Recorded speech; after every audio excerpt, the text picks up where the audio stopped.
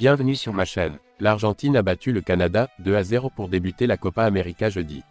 Lionel Messi, qui a marqué les 2 buts, a contribué à sortir de l'impasse et à maintenir les champions en titre sur la bonne voie jeudi à Atlanta.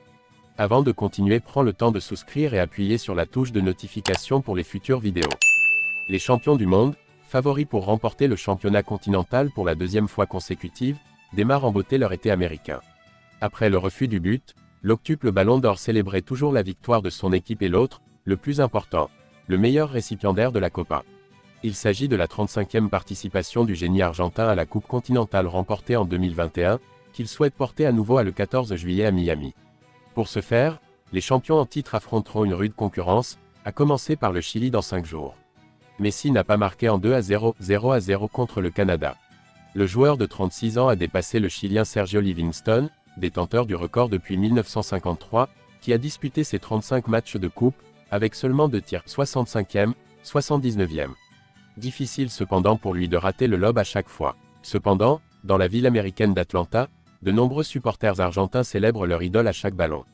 D'autant plus que Messi, qui joue pour l'Inter Miami dans la Ligue américaine, a commencé le combat avec les buts de Julián Alvarez 49 et Lautaro Martinez 88, et a réalisé un grand geste et compte désormais 17 passes décisives dans l'histoire de la Copa. Nous aurions pu mieux jouer, mais c'était difficile, a déclaré Messi après le match sous la direction de l'ancien joueur de Leipzig Jesse Marsch, qui a pris ses fonctions d'entraîneur le 13 mai, les Canadiens ayant tenu longtemps grâce à la solide performance du Bayern. L'arrière gauche munichois Alphonso Davies, le leader des Reds, a enfin reçu le maillot de Messi comme symbole de l'identité du Pérou, tandis que le Chili clôture vendredi la première journée du groupe A pour participer à la lutte contre la Bolivie. Dimanche, le Brésil, favori, débutera lundi le tournoi sud-américain contre le Costa Rica, réparti cette fois entre 6 équipes de la CONCACAF. Il a sauté sur le ballon et s'est enfui du gardien bloc. Messi se précipite pour récupérer le retour et encore une fois le gardien va vite. Mais son tir fut à nouveau bloqué, cette fois par un défenseur. Messi n'a pas pu s'empêcher de prendre une profonde inspiration avant de revenir avec le sourire. Environ 13 minutes plus tard, Messi affrontait à nouveau le célèbre gardien canadien Maxime Crépeau, et échoué à nouveau, son coup de genou a été retiré du rat. Il a eu au moins 5 occasions de marquer et chaque occasion est devenue invincible pour remporter la Coupe du Monde.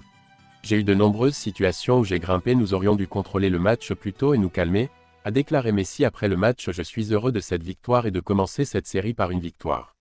Messi a retenu l'attention des supporters argentins qui sont heureux de le voir qu'il réussisse ou non. Ils ont crié « Messi, Messi, Messi » chaque fois qu'il y a une erreur et ils profitent de chaque opportunité de changer la donne.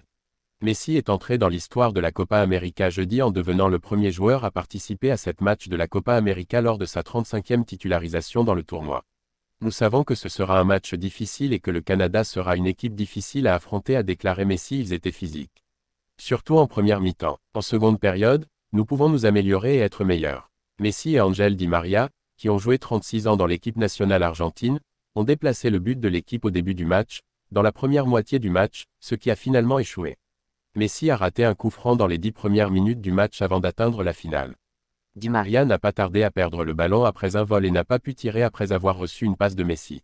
La défensive du Canada semble rattraper les grands joueurs argentins, mais l'entraîneur Lionel Scaloni s'est plaint publiquement du gazon artificiel installé quelques jours avant le match. Nous savions que nous allions jouer ici pendant 7 mois et nous avons posé le gazon il y a 2 jours, a déclaré Scaloni. Je ne pense pas que le jeu soit bon pour les joueurs. Il a ajouté que les passes de chaque équipe se faisaient à un rythme rapide. Champion du monde choisi. Merci d'avoir regardé cette vidéo et je vous prie de laisser vos commentaires.